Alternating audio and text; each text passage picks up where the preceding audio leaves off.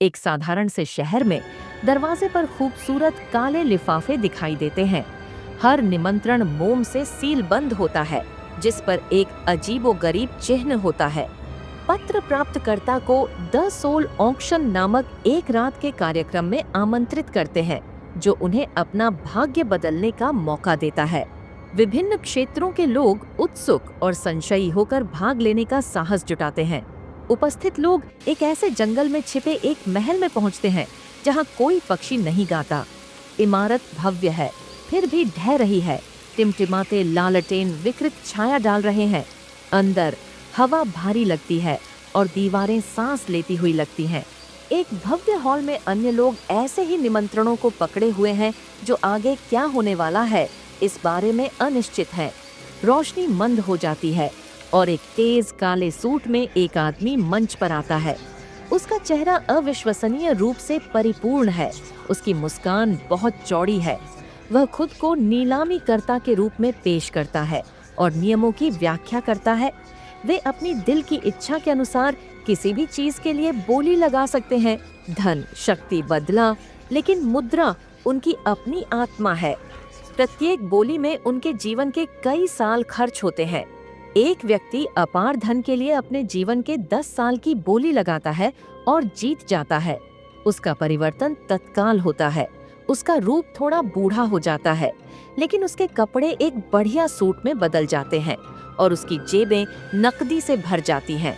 अन्य हिम्मत जुटाकर शक्ति, सुंदरता और बदला लेने के लिए बोली लगाना शुरू कर देते हैं।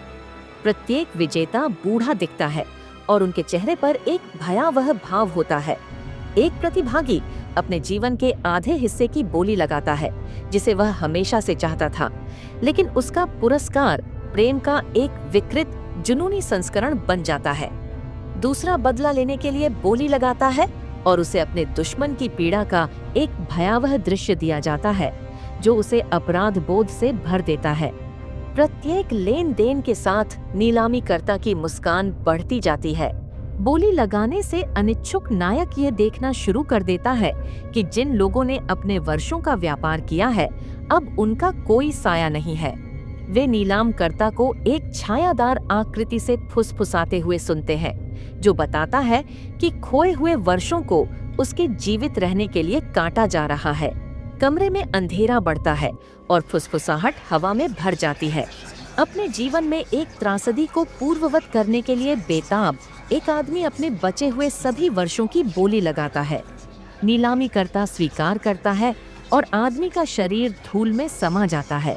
उसकी आत्मा एक अंधेरे भंवर में घूमती है, जिससे कमरा कांपने लगता है। उपस्थित लोग घबरा जाते हैं, लेकिन दरवाजे बंद होते हैं।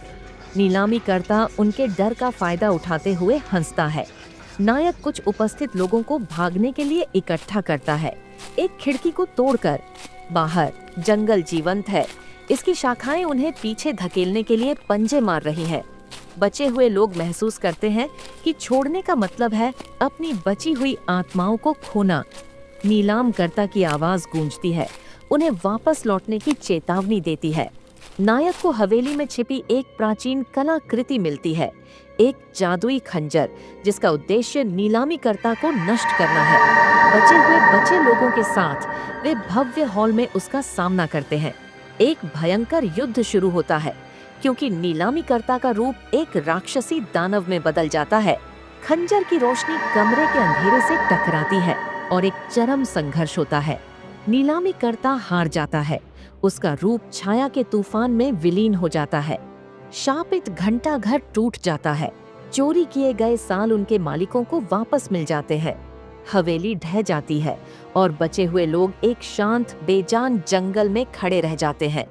वे आजाद हैं, लेकिन हमेशा के लिए उन्होंने जो सहा है, उसके निशान उन पर रहेंगे।